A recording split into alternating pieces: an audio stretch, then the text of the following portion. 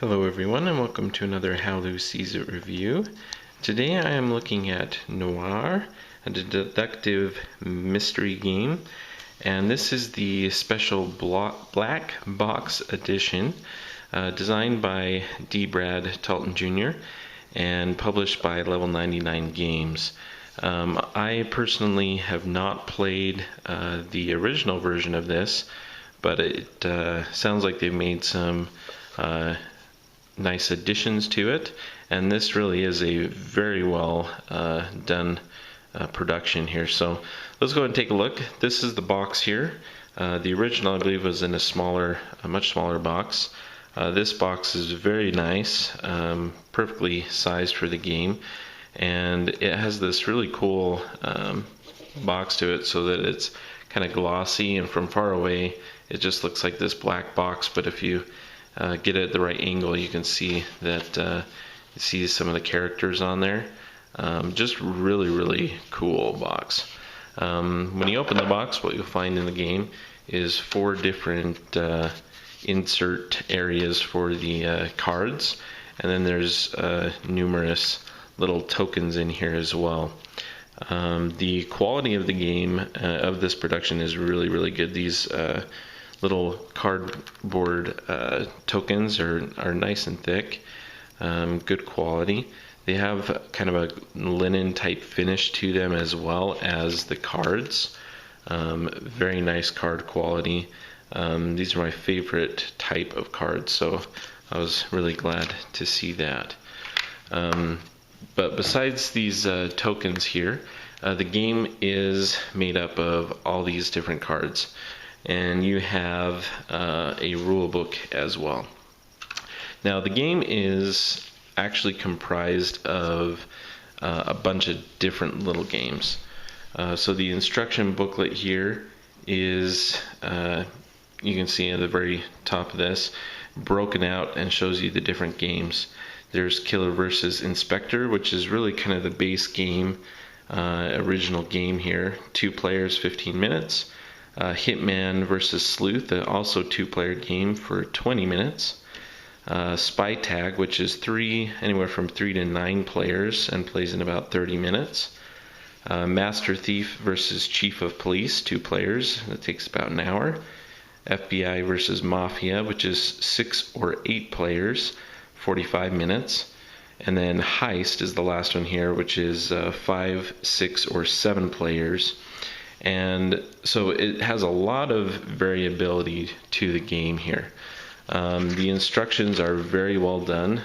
They're very clear, and the games all are pretty straightforward. I really like the layout of this actually, because it gives some really good illustrated examples.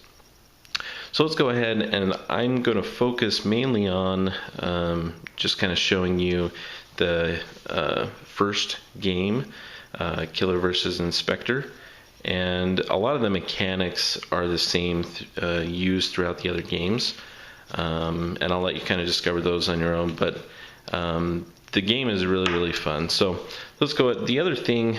So you have all these cards. There's these kind of suspect cards. They are double-sided, and I'll show you that as the killer goes through his killing spree here. Nice utility to that. There's also a deck of cards here that are kind of the clues or information that the inspector can gather and figure out who the killer is not. But the other thing I wanted to mention, so there's 6 different games comprised in here, and each of those games, all these cards right here are actually roll cards, and they actually serve 2 purposes. For all the different games, it will signify who you are on top of this card. So this is the killer card for game number 1. And this is the inspector card for game number 1. And you flip those over, and like I said, these are for all of these. For the different roles, you have reminders of what actions that you can do. and it's going to vary on your roll there. So very nice, nicely done, a nice addition, so you can keep all of the different actions that you can take straight. So Killer versus Inspector, how the game starts, really simple, is that the Killer is going to draw one of these cards secretly to themselves, and that's who the Killer is going to be. He's going to be Ulysses. So he's going to put that down face down. Now the first two turns, or the first turn of each player is a little bit different. So what's going to happen first for the first turn is the Killer here is going to choose someone to kill, take a kill action, and he can kill anyone who is orthogonal to, well, not orthogonal, sorry, adjacent to and includes diagonal Ulysses here. So he can, any one of these people, and so he just needs to flip over one of those cards. So automatically the Inspector here, and it's where the deduction comes in, is the Inspector knows that the Killer must be one of these characters surrounding Baron. And then after that, the Inspector gets to draw basically 4 cards. Okay, he already knows that it's not Baron because he just got X'd off here. But he's going to take a look at these 4, and he's going to choose one of these characters to be for the remainder of the game here. And he's going to go ahead and choose Zachary. And so he's looking at the board here. Zachary's up here. He's taking a little bit of a gamble, but he still wants to be put himself in a good spot where he's around what's going on. So he's going to do that. And then he's going to keep these are going to be all face down, or in his hand there. And so he's going to keep those face down, and he can utilize those to help him figure out who the Killer is. Is there anyone else that he could mark off? Not really. Okay, so he'll have those face down. So then after that, it goes back to the Killer's turn, and he can, at this point in time, choose a kill action, similarly what he did before, or he can do a shift collapse action, or moving. So shift is basically moving these around, and that's how you move your person. Is I can choose this row and shift them all this way, similar to a labyrinth move there, and the card that falls off would come around to the other side, or a column, so you can shift both ways. You could only choose only one shift per turn. If a collapse happens, if by chance you have, say, people deceased here, you could choose to collapse the board at this point. If there's a person deceased in each of these rows, I can remove each of those and shift everything down. And that kind of gets the playing field a little bit tighter. And either player can do the shift collapse action. The Killer has another thing where he can attempt to disguise by drawing one of these cards, and he's going to secretly look and see if Ryan is still living. He's up here. So what would happen is I would keep that secretly, and I would reveal in a discard here Ulysses is who I was, right? It goes on there actually. So the Killer can do that. If by chance he had drawn someone else, let's say that he drew Geneva or something like that, then he would keep who he was, and then he would discard that.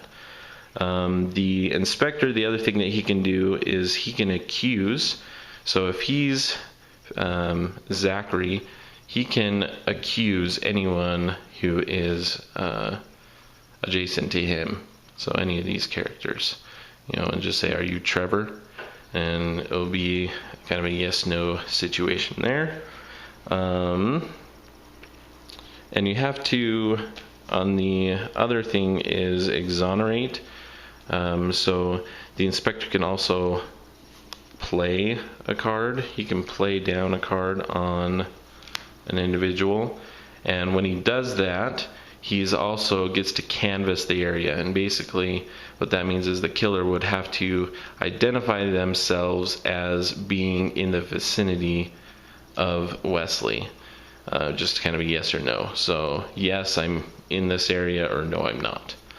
Later, if the killer chooses to and ends up being able to kill off a person who's been exonerated here, that would be discarded there, and he would be able to canvas the area and say, okay, are you within that area?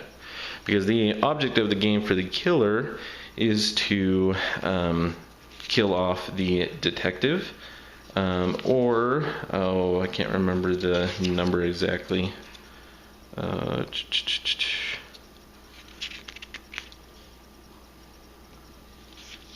It kill off a certain number of people, so can't remember the exact number off the top of my head, but very, very fun, very interesting game. It's very simple, but it was very enjoyable. The other games here, Hitman vs. Sleuth, is very, very similar, but it adds a few things to that. Spy Tag, you guys are trying to identify who the people are, and you basically get, you know, trophies or points for identifying others and moving around the board. The Master Thief and Chief of Police is an interesting one. It utilizes some of those tokens over there, where the thief is trying to gather a certain number of money before being caught there. The FBI and Mafia is for the 6 or 8 players, and that one's definitely an interesting one. And then you have this vault, kind of the heist one, where you're trying to, a certain number of players are trying to rob these vaults, and the other players are trying to stop them. So very, very interesting, very compact game here, and very well done. I've enjoyed it a lot. Great components. That is Noir by Level 99 Games Black Box Edition.